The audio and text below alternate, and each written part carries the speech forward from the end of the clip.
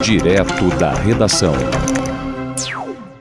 Eu converso a partir de agora com o deputado estadual pelo PSOL, Flávio Serafini, que já está conosco aqui no Direto da Redação. Deputado Flávio Serafini, bom dia, prazer tê-lo aqui no estúdio do portal Viu, estúdio Viu Digital.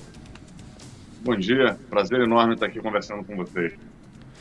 Perfeito. Deputado, nesse momento nós estamos em rede aqui de rádio, aqui pela 104.9 FM, Rádio Energia Rio das Ostras, também pela Líder FM, no noroeste do estado do Rio de Janeiro. Portanto, aqui essa convergência de mídia conectando aqui o interior do estado do Rio de Janeiro.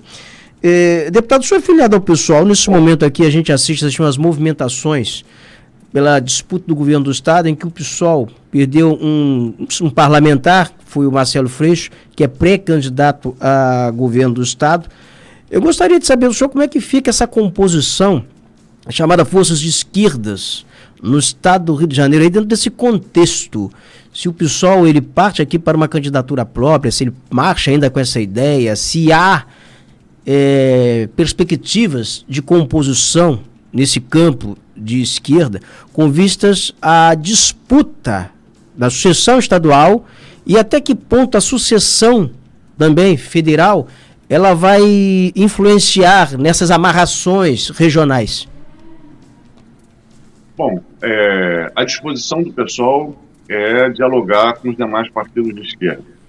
A gente entende que hoje no Brasil a gente vive uma situação muito ímpar com o governo Bolsonaro, né? A gente acha que não é normal a gente ter um governo onde o presidente eleito pela urna eletrônica todo dia busca uma razão para deslegitimar o resultado das eleições, né?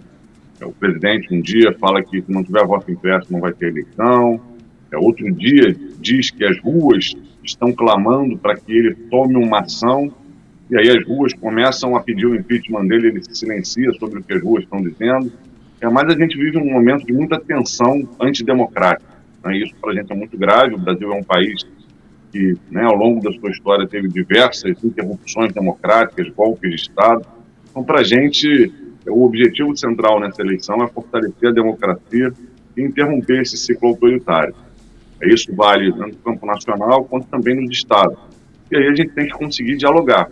A saída do deputado Marcelo Freixo do PSOL, para a gente foi uma perda importante, mas por outro lado ela também refletia uma diferença política que a gente já vinha acumulando há um tempo, né? Como você mesmo colocou agora no rádio, a eleição vai tratar também de problemas que o Brasil está enfrentando, como o aumento do desemprego, como o aumento da pobreza. Então é muito importante que a alternativa que venha a ser construída tenha a capacidade de apresentar uma agenda para o país e para o estado do Rio de Janeiro, que seja uma agenda de desenvolvimento, de combate às desigualdades, de combate às injustiças sociais. E aí a gente tinha uma diferença de estratégia com o deputado Marcelo Freixo, que era muito nítida. Enquanto nós do PSOL entendemos que essa agenda tem que concentrar todo o campo progressista, todo o campo de esquerda, o deputado Marcelo Freixo entendia também que tinha que disputar setores que até recentemente faziam parte do bloco do governo, do ex-governo Sérgio Cabral, do ex-governo Pezão, como, por exemplo, Rodrigo Maia, o prefeito da capital, Eduardo Paes, que até teve o nosso apoio no segundo turno da eleição do Rio de Janeiro contra o Marcelo Crivella, mas é diferente você dar um apoio num eventual segundo turno do que tentar construir um projeto em conjunto, né? E aí essa divergência levou o deputado Marcelo Freixo a sair do PSOL e ir para o PSB. A gente está disposto a dialogar com ele, queremos construir um projeto comum, né, que a gente não tem dúvida que ele faz parte desse projeto, mas temos que conseguir superar, né, essas diferenças que estão colocadas hoje nas estratégias que a gente vem desenhando. A gente quer fazer um projeto para o Rio de Janeiro que seja, né, de recuperar investimentos, de inverter o quadro de decadência e desindustrialização que o estado do Rio de Janeiro vem tendo, de pensar um desenvolvimento sustentável, colocando o meio ambiente com centralidade, da agroecologia, uma transição para energias limpas, para processos de industrialização que sejam mais limpos, que sejam, né, mais compatíveis com o que a gente espera, né, de uma sociedade que consiga juntar justiça social e justiça ambiental.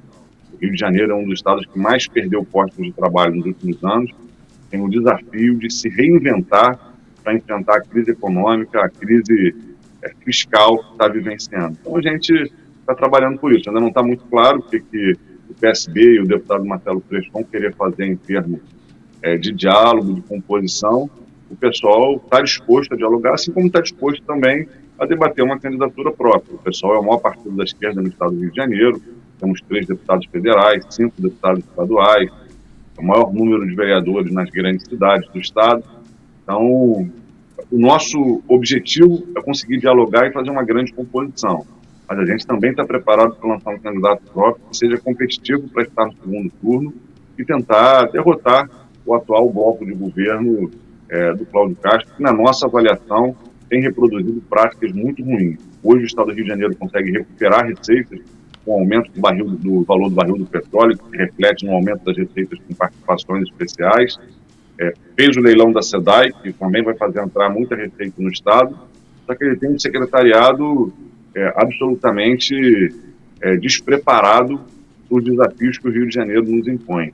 A gente sem experiência administrativa, a gente sem conhecimento técnico, virou um feirão partidário, cada partido indicando um secretário para uma área, sem ter uma preocupação com o que vai ser entregue para a população do Rio de Janeiro. População que está sofrendo muito, nós temos a maior crise na educação da história recente do Brasil, muita evasão, muita desescolarização por conta da gravidade do que a pandemia afetou nas nossas vidas, e a gente precisa de um trabalho bem planejado. Então, a gente tem uma preocupação com que o governo Cláudio Castro vai poder entregar, e a gente não tem dúvida de que o próximo ciclo de governo vai ter uma responsabilidade muito grande para tirar o Rio de Janeiro dessa crise econômica, social, institucional que ele está mergulhado. Deputado Flávio Serafini, com quem eu converso aqui, você que está me acompanhando aqui pela 104.9 FM, Rádio Energia Rio das Ostras, também líder FM no noroeste do estado do Rio de Janeiro, deputado pelo PSOL. Deputado, o senhor visitou o norte do estado do Rio de Janeiro, visitou aí a cidade de Campos. Nós estamos falando de uma região aí no interior do estado que também está nadando em dinheiro, onde a arrecadação aumentou muito. Se tem a ideia, a cidade que o senhor visitou lá, Campos dos Goitacazes, deverá bater aí 2,200 bilhões, isso já no próximo ano. E recentemente, assim, só não ocorreu ali um contrato por dispensa de licitação no valor de 33 milhões. Uma empresa de Teresópolis ligada a esses escândalos aí no estado do Rio de Janeiro, porque foi denunciado pela agência, fonte exclusiva, que é a agência de monitoramento aqui do Portal Rio. Depois que foi denunciado, houve um recuo. Então, o que acontece? Isso se evidencia também no estado do Rio de Janeiro, porque o estado do Rio de Janeiro agora também teve um aporte de recursos financeiros assim, muito alto, muito grande. E nós estamos entrando num período eleitoral e numa região que a fome assola isso daqui, porque a fome, nós estamos falando de, hoje, na cidade de Campos aqui, que a gente tirou como parâmetro, de 40 mil pessoas vivendo abaixo da linha de pobreza extrema, tá? Vivendo em pobreza extrema, 40 mil pessoas. Nós estamos falando de mais de 100 mil pessoas vivendo com 150 reais, 250 reais, 350 reais de auxílio emergencial. Então, olha a situação social. Então, o que se vê aqui é um descompasso. Na medida em que as cidades estão ricas, que as cidades e os estados estão com muito dinheiro, a fome, ela ainda assola a cidade. Então, deputado, eu queria saber o seguinte: que tipo de perspectivas as pessoas elas podem esperar para 2022 numa eventual vitória de uma frente de esquerda no estado do Rio de Janeiro para contrapor isso, ou para reverter essa situação? Eu acho que o nosso desafio é combinar uma agenda que consiga dar resposta imediata para esse crescimento da pobreza e da miséria, com programas sociais que, de fato, consigam responder rapidamente a essa demanda da população. É muito importante que esses programas sociais sejam feitos em parceria com todos os governos municipais, aproveitando a estrutura do Sistema Único de Assistência Social. A gente viu, por exemplo, que o governo federal, por exemplo, quando fez o auxílio emergencial, fez um uso de aplicativos, fugiu de toda uma estrutura que a gente já tem montada nas cidades nos últimos anos, de mapear as populações em situação de vulnerabilidade. O governo federal desprezou tudo isso e acabou que foi um show de fraude, de gente que não precisava ganhar auxílio emergencial ganhando, e muita gente que precisava não conseguindo acessar porque não tinha acesso ao aplicativo, porque ficou no final da fila. Então você tem que aproveitar a estrutura do Sistema Único de Assistência Social e fazer com que as políticas de fato cheguem a quem mais precisa. A gente agora na Alerj aprovou o Supera Rio, por exemplo, e o governo do estado está reproduzindo o mesmo erro do governo federal. Está fazendo com que as políticas sociais não passem pelo sistema de assistência social, e são grandes cadastros feitos em escola de samba, uma coisa realmente assustadora, que é um retrocesso do ponto de vista de entender as políticas públicas como políticas de Estado, não políticas de um governo ou de outro que querem fazer algo com objetivo eleitoral. Então tem um programa de transferência de renda estadual que venha complementar o Bolsa Família, que possa ser complementado pelos municípios, e ter um projeto de geração de emprego, né? E geração de empregos verdes, porque o Rio de Janeiro hoje ele vive uma dupla maldição. Por um lado, é o esvaziamento econômico que já vem de 40 anos. Por outro, é uma dependência perigosa da indústria do petróleo. Perigosa porque a gente sabe que o petróleo é um combustível fóssil, é muito nocivo ao meio ambiente, e por outro lado também é uma commodity, tem uma oscilação de preço do mercado muito grande.